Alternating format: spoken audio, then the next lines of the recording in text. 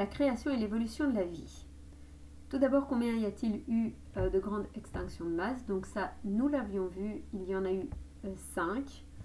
Donc dans la vidéo, il parle aussi d'une grande glaciation il y a 750 millions d'années, mais en fait, elle n'a pas été reprise dans une extinction de masse. Alors, expliquer les causes qui ont conduit à une extinction de masse. Alors, on a vu que tout au long de la vidéo, ils expliquent plusieurs causes aux extinctions de masse. Par exemple, des glaciations ou des activités volcaniques donc, qui sont intenses. Donc, il ne faut pas oublier que lorsqu'on a des volcans qui rentrent en éruption, cela va produire beaucoup de cendres et de rejets de dioxyde de carbone. Le dioxyde de carbone en grande quantité dans l'air peut, avec l'humidité, se transformer donc en pluie acide et effectivement transformer la végétation et donc la tuer.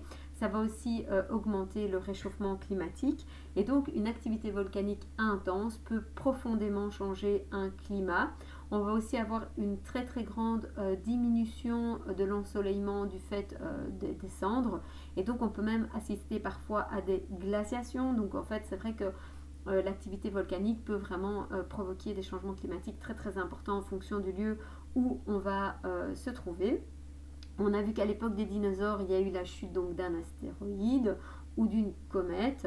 Donc on peut voir aussi que la séparation ou le rapprochement de plaques tectoniques, eh bien effectivement, vont faire que ça va changer complètement le climat et donc on va avoir de gros changements environnementaux pour tous les êtres vivants qui y vivent et donc forcément ces changements de climat font qu'on va avoir une modification de la faune et de la flore présente.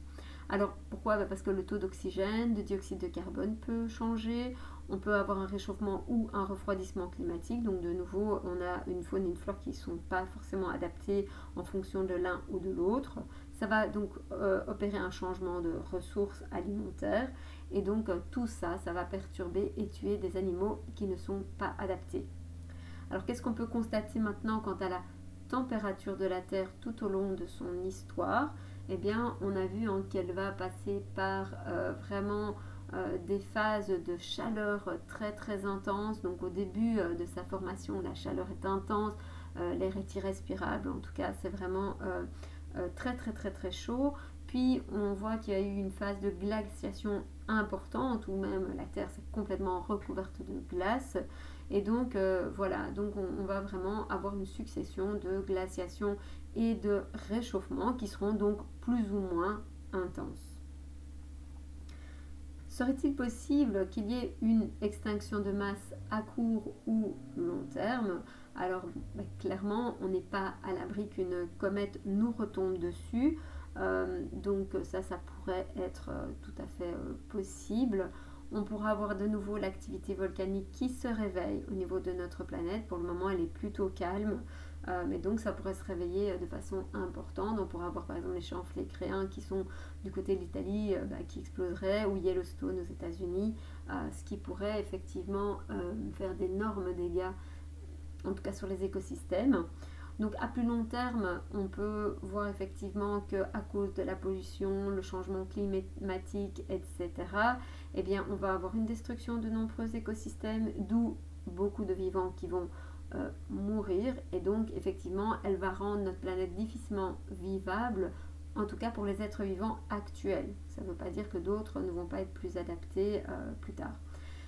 Donc certains scientifiques assurent que nous sommes justement en train de vivre cette 6e extinction de masse. Donc il ne faut pas oublier qu'une extinction de masse, ça se produit sur des milliers d'années.